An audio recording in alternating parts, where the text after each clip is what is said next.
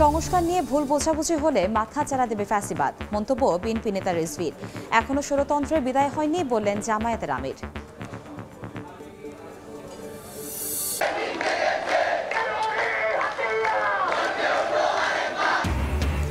দাবি আদায়ে rising rate কর্মসূচি নিয়ে রাজপথে কারিগরি শিক্ষার্থীরা। ফটক ঢেকে দেওয়া হয় লাল কাপড়ে। কাল জেলা ও বিভাগীয় পর্যায়ে মহাসমাবেশের ডাক। প্রায় 14 ঘণ্টা উৎকণ্ঠার পর সন্তানের নিথর দেহ পেলেন বাবা মা। চট্টগ্রামে খালে পড়ে নিখোঁজ শিশুর লাশ 5 কিলোমিটার দূর থেকে উদ্ধার। এলাকা জুড়ে শোক।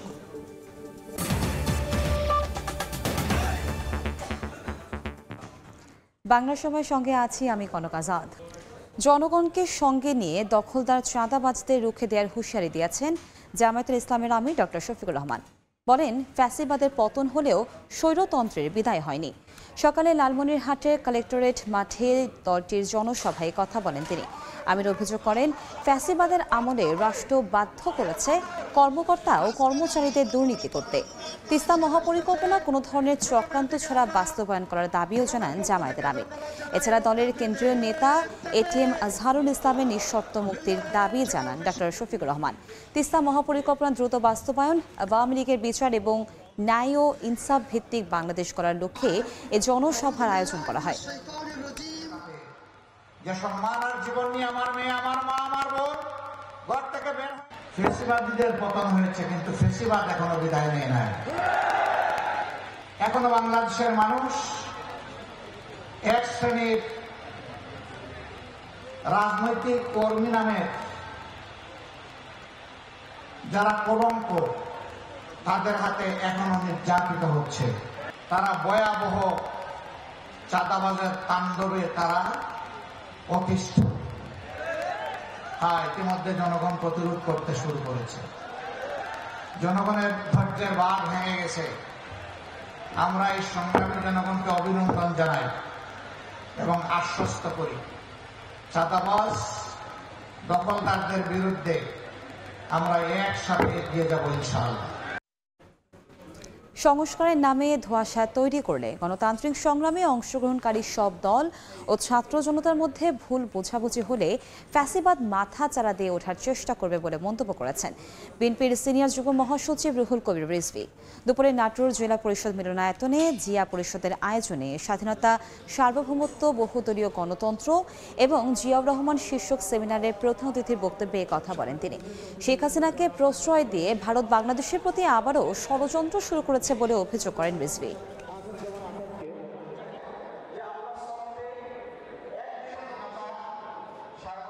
আমাদের মধ্যে যদি মিসআন্ডারস্ট্যান্ডিং বাড়ে, ভুল বোঝাবুঝি বাড়ে, তো ফ্যাসিবাদ তো মাথা তোলার চেষ্টা করবে। সেটা কি এই দেশ, এই জাতি, এদেশের গণতন্ত্র, এদেশের সার্বভৌমত্ব, এদেশের স্বাধীনতা, তার জন্য কি মঙ্গলজনক হবে? ওই যে মানুষটি যেটা পালিয়ে গেছে, যার পতন হয়েছে, যে বাংলাদেশে এক নতুন সংস্কৃতি চালু করেছিল, গুম, খুন, গুপ্ত হত্যা, শেখ হাসিনাকে তারা আশ্রয় দিয়ে, তারা প্রশ্রয় দিয়ে, তারা টিকিয়ে রেখে তারা চেয়েছে যে বাংলাদেশ থাকবে তাদের কব্জার মধ্যে। শেখ হাসিনা শূন্য বাংলাদেশ, এটা তাদের খুবই মনোব্যথা। 6 দফা দাবি আদায়ে এবার রাইজিং রেট কর্মসূচি নিয়ে রাজপথে পলিটেকনিক শিক্ষার্থীরা। বিভিন্ন জেলায় বিক্ষোভ সমাবেশ করেছেন তারা। দাবি আদায়ে অনড় থাকার ঘোষণা দিয়ে কাল সারা দেশে জেলা ও বিভাগীয় শহরে মহাসমাবেশের ডাক দিয়েছেন বিক্ষোভকারীরা। দাবি আদায়ে বেশ কয়েকদিন ধরেই রাজপথে পলিটেকনিক শিক্ষার্থীরা। শনিবার রাইজিং রেড কর্মসূচি পালনে রাজপথে নামেন তারা। ব্যানার, প্লেকার্ড ও ফেস্টুন হাতে তুলে ধরেন নিজেদের দাবি দেওয়া। কারিগরি শিক্ষার মর্যাদা, চাকরির নিশ্চয়তা ও সমমর্যাদার দাবিতে চলছে এই কর্মসূচি। সকাল থেকেই খণ্ড খণ্ড মিছিল নিয়ে ঢাকা প্রকৌশল ও প্রযুক্তি বিশ্ববিদ্যালয় ক্যাম্পাসের সামনে জড়ো হন গাজীপুরের সরকারি বেসরকারি পলিটেকনিকের সাবেক ও বর্তমান শিক্ষার্থীরা। মিছিল শেষে গাজীপুরের শিববাড়ি মোড়ে আয়োজন করা হয় সমাবেশের। বক্তারা বলেন, গত সেপ্টেম্বর থেকে দাবি আদায়ে আন্দোলন করছেন সারা দেশের পলিটেকনিক ইনস্টিটিউটের শিক্ষার্থীরা, কিন্তু মিলছে না দাবি পূরণের আশ্বাস।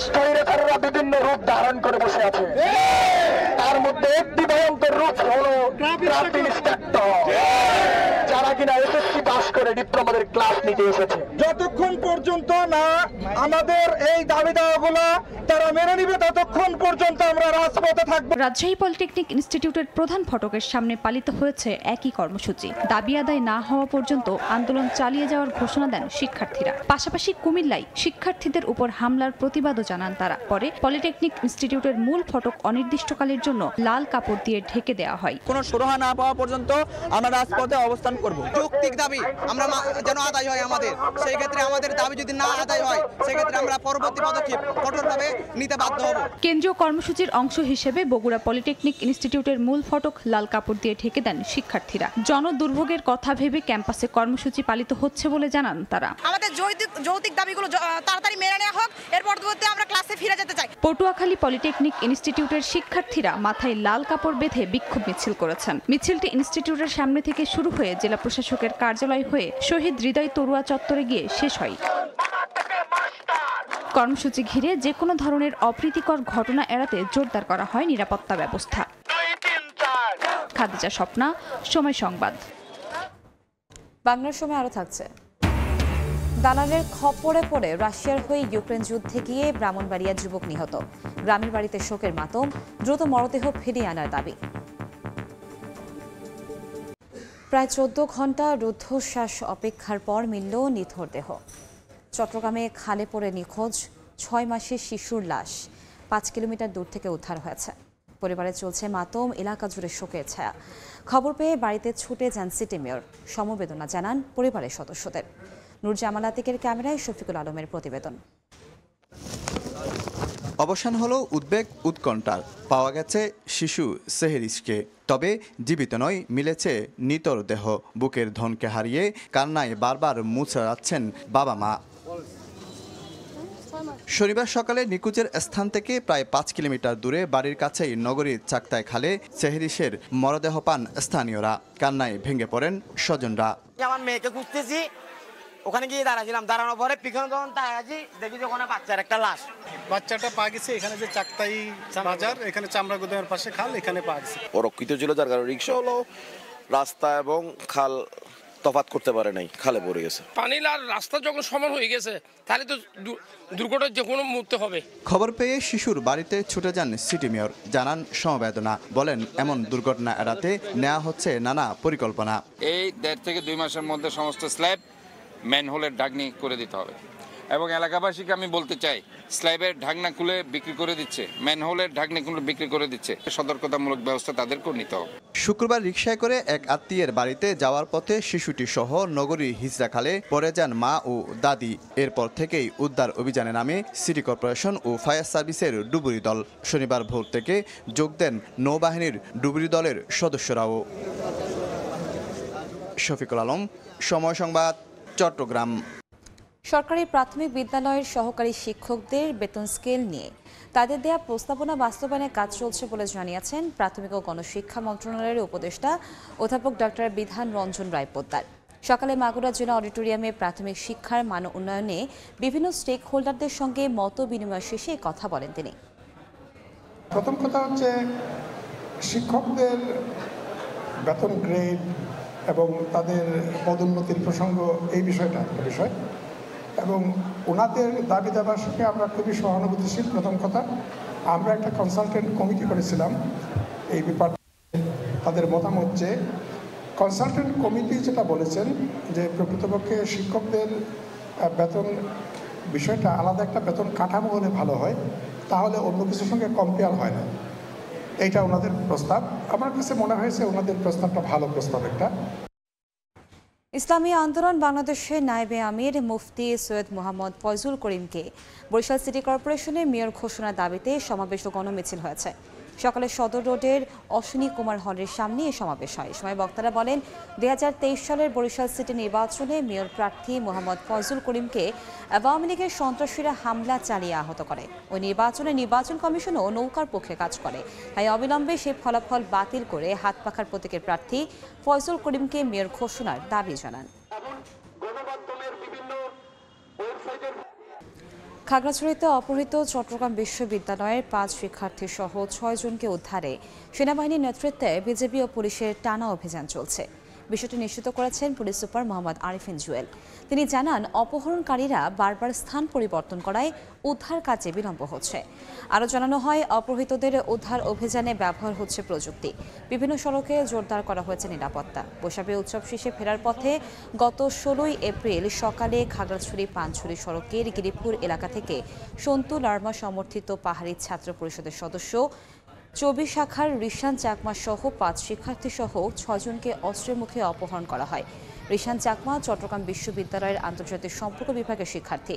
অন্যান্যরা হচ্ছে চারুকলা বিভাগের শিক্ষার্থী মৈত্রীময় চাকমা, নাট্যকলা বিভাগের দিব্যি চাকমা, প্রাণীবিদ্যা বিভাগের লঙ্গিস রো ও চারুকলা বিভাগের অলড্রিন ত্রিপুরা।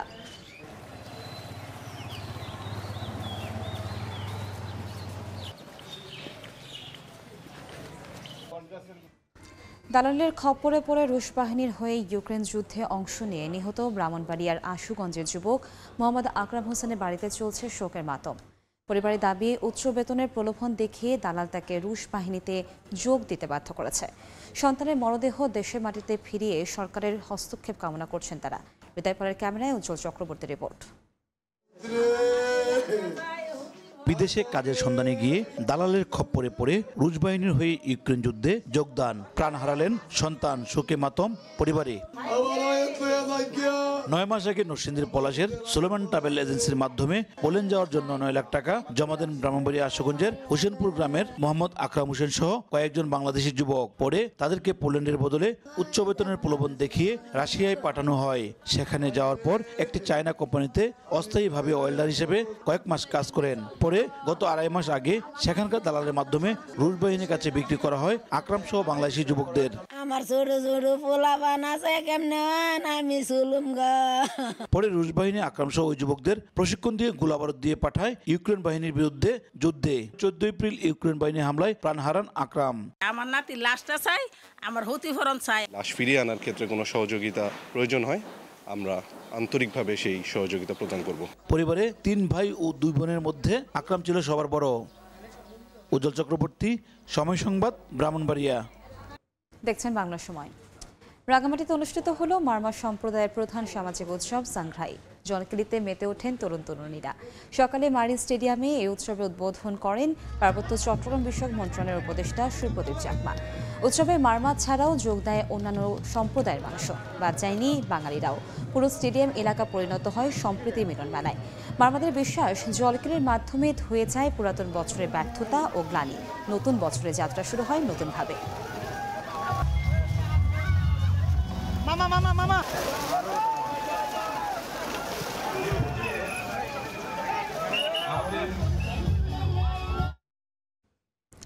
বাংলা সময়ের শীর্ষ সংবাদগুলো জানিয়ে দিচ্ছে আরেকবার। সংস্কার নিয়ে ভুল বোঝাবুঝি হলে মাথা চারা দেবে ফ্যাসিবাদ, মন্তব্য বিএনপি নেতা রিজভী। এখনও স্বৈরতন্ত্রের বিদায় হয়নি বললেন জামায়াতের আমির।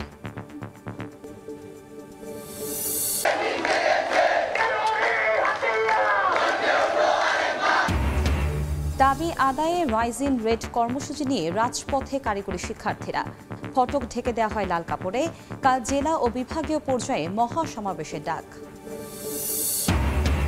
এবং প্রায় 14 ঘন্টা উৎকণ্ঠার পর সন্তানের নিথর দেহ পেলেন বাবা মা। চট্টগ্রামে খালে পড়ে নিখোঁজ শিশুর লাশ 5 কিলোমিটার দূর থেকে উদ্ধার। এলাকা জুড়ে শোক। এ ছিল বাংলার সময়। সঙ্গে থাকুন সময়ের।